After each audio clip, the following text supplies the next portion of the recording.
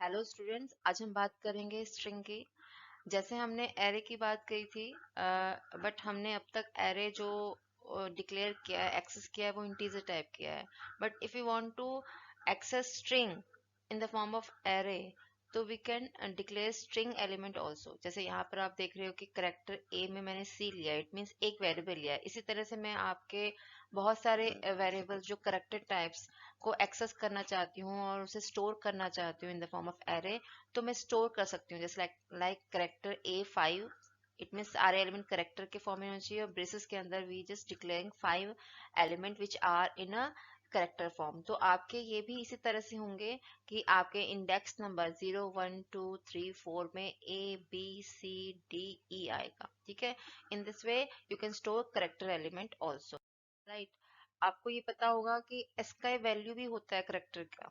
एक ASCII value होता है, it means A to Z element जो होते हैं, इसके एस्काई वैल्यू 65 टू 90 होता है। ए टू स्मॉल जेड 97 टू 122 होता है, और जितने डिजिट होते हैं उनका एस्काई करेक्टर 48 से 57 होते हैं, और कुछ स्पेशल करेक्टर्स के अपने अलग होते हैं। आप इसे नेट पे भी सर्च कर सकते हो कि किस सिंबल का क्या एस्काई करेक्टर होता है। अब जो नल करेक्टर होता है उसका भी अपना एस्काई होता है। नल रिप्रेजेंट लाइक दिस, एंड इसका एस्काई वैल्यू क्या होती है?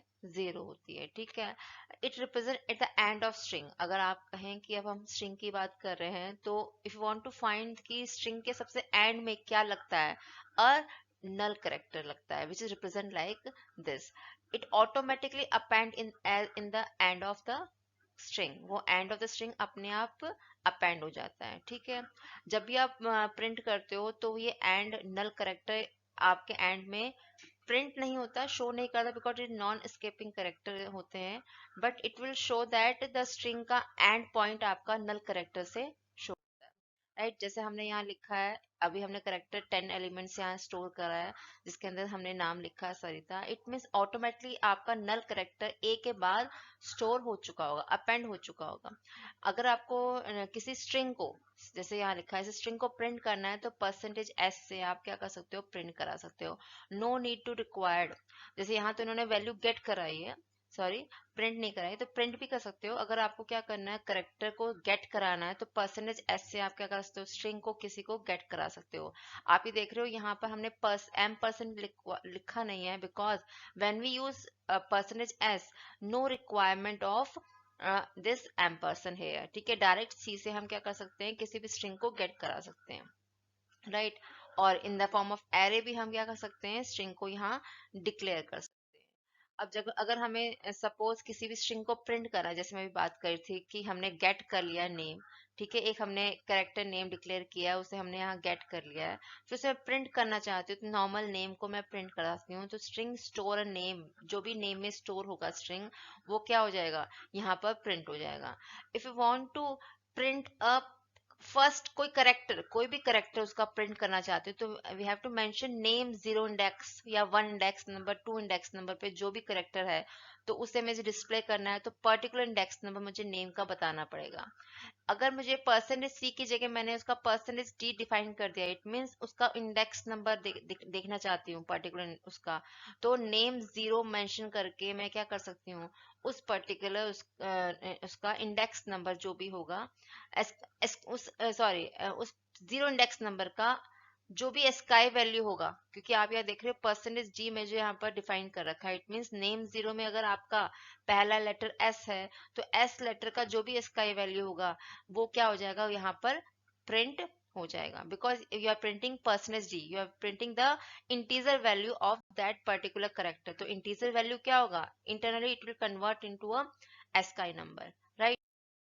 सेम वे में अगर हम कहते हैं कि अगर मुझे स्कैन एफ करना है, मतलब गेट कराना है स्ट्रिंग जिसके आप अंदर 2 वर्ड है, हेलो वर्ड, ठीक है, मतलब स्पेस आ रहा है, तो नॉर्मल स्कैनफ से आप क्या उसे गेट नहीं करा सकते, because it pass string scanf will store only hello. इस टाइम पे वो सिर्फ एक हेलो को स्टोर करेगा, उससे ज्यादा स्टोर नहीं करेगा। टिल द स्पेस वो क्या करता है? डाटा को स्टोर करता है। If you want to store a proper string with number of spaces, you have to use gets function. Gets function use कर सकते हो. It collect a string a character, terminate new line /n करके new line पे terminate करता है from the input and append null character and store in S, मतलब हर इसके अंदर क्या करता है, नल करेक्टर, जितने भी आपके जो वर्ड्स होते हैं इनके बाद नल करेक्टर तो होता है, उसके अलावा टर्मिनेशन पॉइंट में स्लैश एन को स्टोर करता है। It means it will store back slash N at the end of that whole string. ठीक है। इसके बाद अगर सपोज हमने यह एग्जांपल दिया है किस तरह से हमें स्ट्रिंग को गेट कराना है, तो सपोज 20 हमने कैरेक्टर के स्ट्रिंग है, हमने यहाँ एंटर लिख दिया है, तो gets str, no need of format specify की जरूरत नहीं पड़ती, बिकॉज ये हमारा स्पेशली स्ट्रिंग के लिए एक फंक्शन होता है। गेट करके हम हेलो वर्ल्ड के नाम से कोई भी स्ट्रिंग गेट करा सकते हैं। If you want to print it, अगर पुट प्रिंट करना है इसी आपको, तो प्रिंटफ फंक्शन नहीं लगाओगे, you are using a puts function.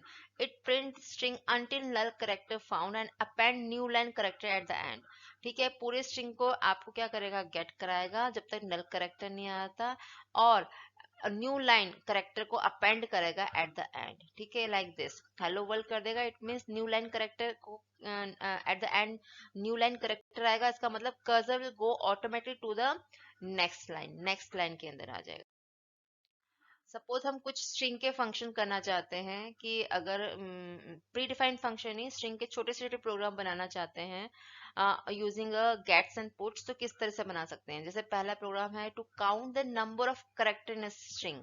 Suppose मैंने यहाँ नाम लिखा है सरिता, और इसमें कितने करेक्टर है वो मुझे काउंट करने हैं।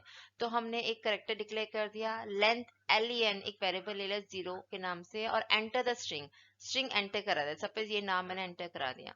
अब मैं वाइल लूप लगा रही हूँ, while SLEN is not equal to null, मतलब जो इसका करेक्टर है, एस का करेक्टर है जो है, जब तक नल नहीं आता तब तक ये लूप क्या कंटिन्यू चलता रहेगा। ठीक है, इट मीन नल कहाँ होगा, लास्ट में। इट मीन सारे करेक्टर को वन बाय वन क्या करेगा, वो रीड करेगा जब तक नल नहीं आता। तो इस लूप के अंदर क्या कर रहे हो आप, LEN की वैल्यू अभी इनिशियली 0 है। ठीक है, इट मीन्स फिर LEN की वैल्यू क्या कर रहा है, वो बार बार इंक्रीमेंट कर रहा है।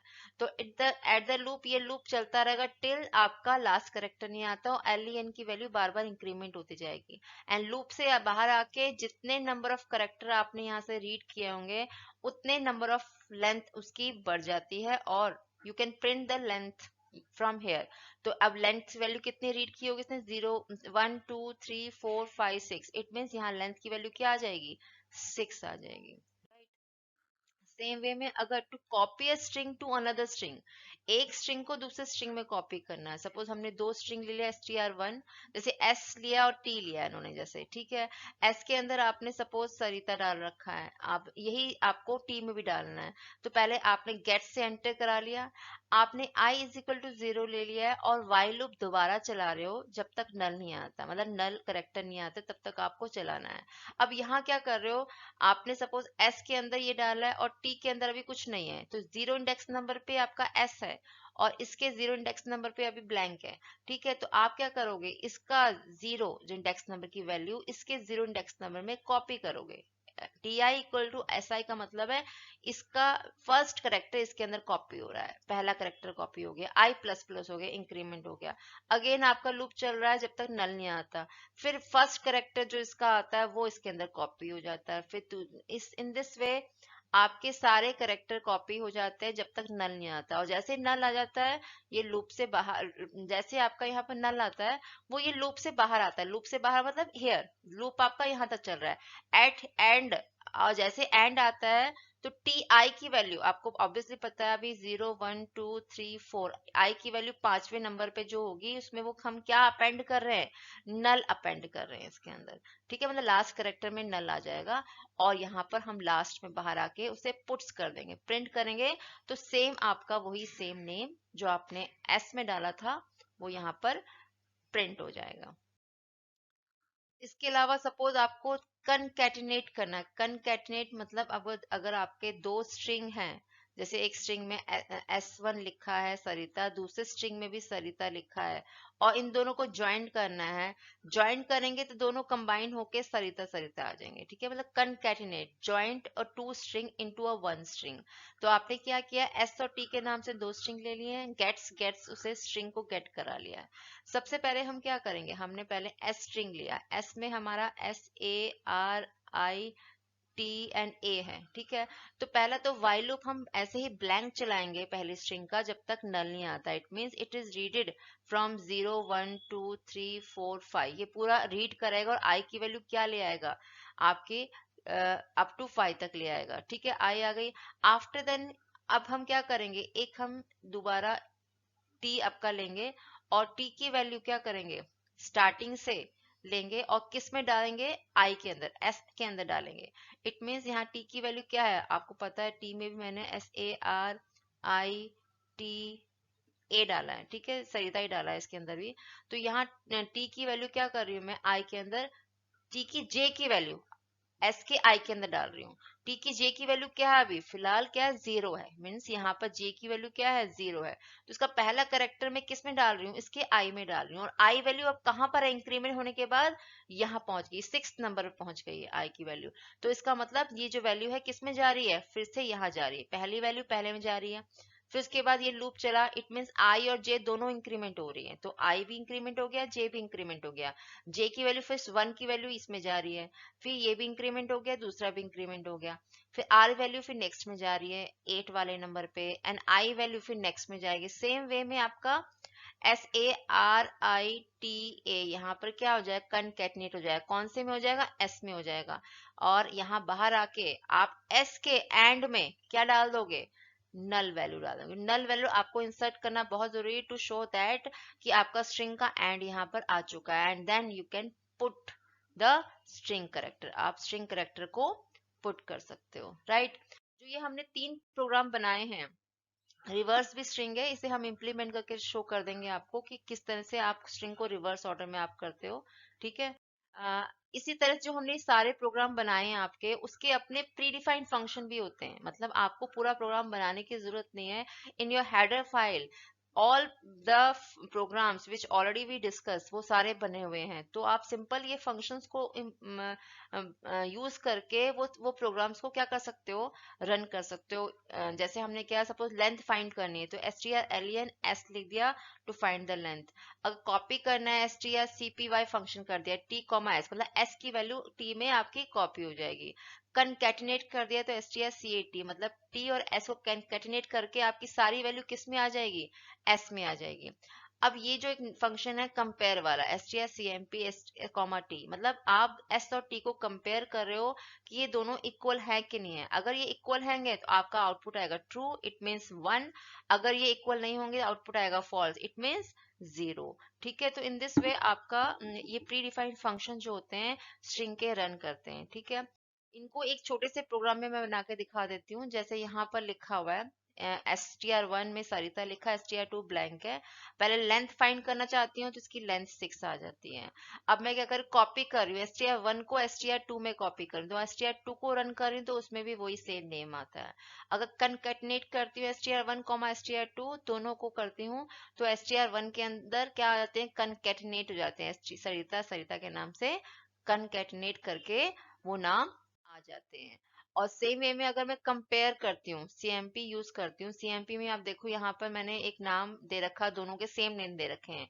और मैं प्रिंट एफ कर रही हूँ %d, मतलब %d मुझे आउटपुट में चाहिए, कॉमा, अगर मैं ऐसे कंपेयर करती हूँ %d मतलब आइदर ये 0 आएगा या 1 आएगा।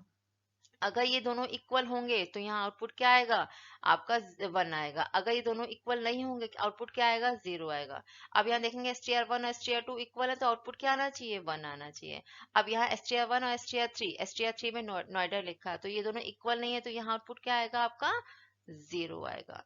इन दिस वे स्ट्रिंग के प्री डिफाइंड फंक्शन भी रन कर सकते हो और स्ट्रिंग के आप छोटे छोटे प्रोग्राम को भी रन कर सकते हो और लूप को चला सकते हो जब तक आपका नल करेक्टर नहीं आ जाता। Hope you understand the string किस तरह से हम इम्प्लीमेंट करते हैं, और स्ट्रिंग के और छोटे से प्रोग्राम को हम प्रॉपरली इम्प्लीमेंट करके भी आपको नेक्स्ट वीडियो में दिखाएंगे। Hope you understand this concept. Thank you.